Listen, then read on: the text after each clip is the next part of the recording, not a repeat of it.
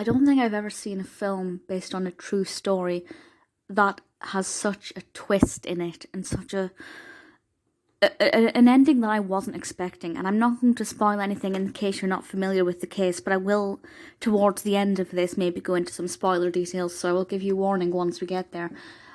I've just finished watching Trial by Fire, and I'm really choked up because it's not the journey I was expecting. And I knew nothing about, I hadn't heard of this case. The film was released in 2018, directed by Edward Zwick, and written by Geoffrey Fletcher, interestingly based on the New Yorker article by David Grann. And the description from IMDb sums it up pretty well.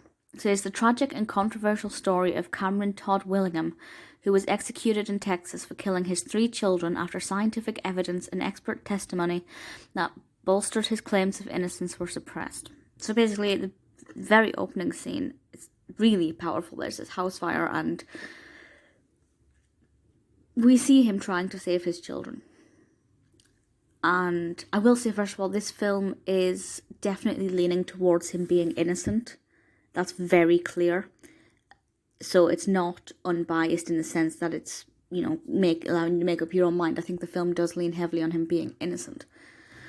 But it starts off with that scene, and then he's obviously arrested for that. His children are no longer with him, and he ends up being imprisoned.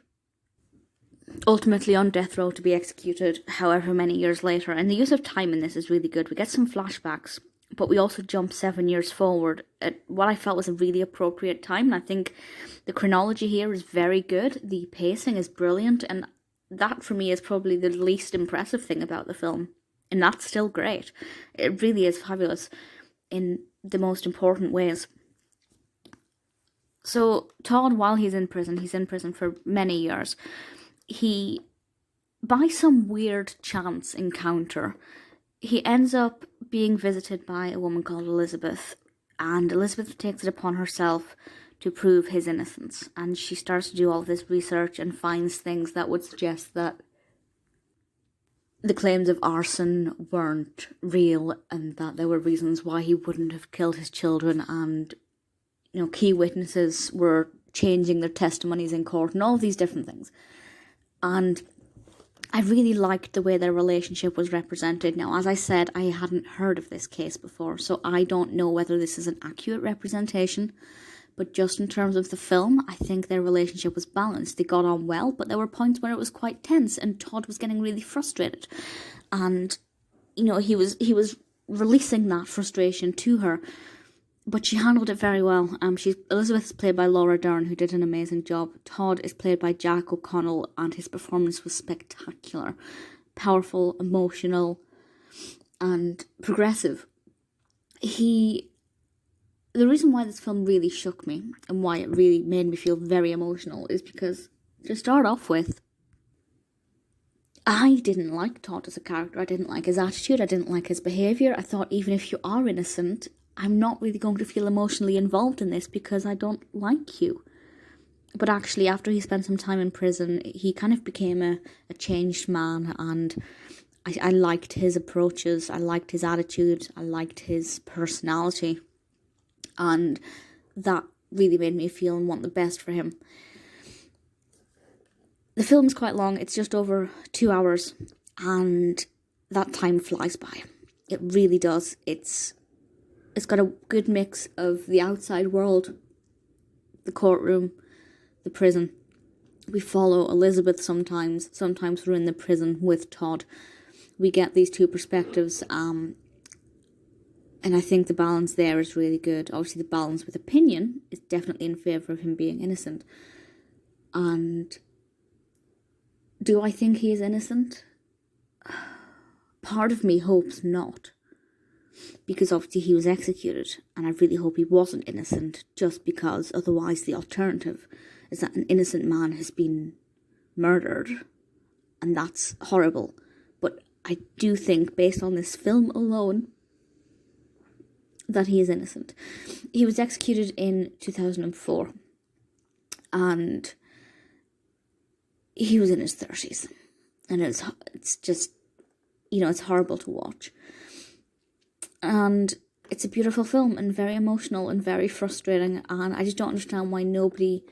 The fact that they focused on him and said, right, like, you did it, they've potentially let go of an actual murderer, an actual arsonist who committed this crime, and that's just pathetic. And it's films like this that give the police a really bad name.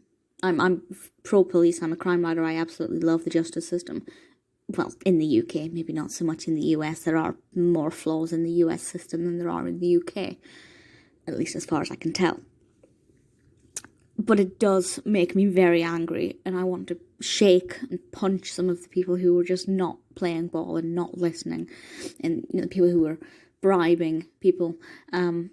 Okay, so spoilers from now. So just sum up, everything about this film is spectacular. It will take you on a true roller coaster. It's beautifully edited. The chronology is great. The characters, the performances, absolutely fantastic. The spoiler from now. I cannot believe what happened to Elizabeth. What breaks my heart most about that is not for Elizabeth, but for Todd. Because obviously, in the real life case, just before Todd was executed, Elizabeth was just trying to put the last pieces together to see if she could save him. And her car is hit by a truck. And she becomes paralysed. And obviously she's in hospital and she can't get Todd's execution. And the most emotional thing there is not that she didn't have that final few minutes to save him. It's the fact that she'd promised she'd be there and Todd was on his own when he died. And that really broke me. And I didn't see that coming. And obviously if you're aware of the case, then you may be very well aware that that is what happened. But I can't really get my head around the fact that that is true and that is what happened. And it just absolutely breaks me. Apparently,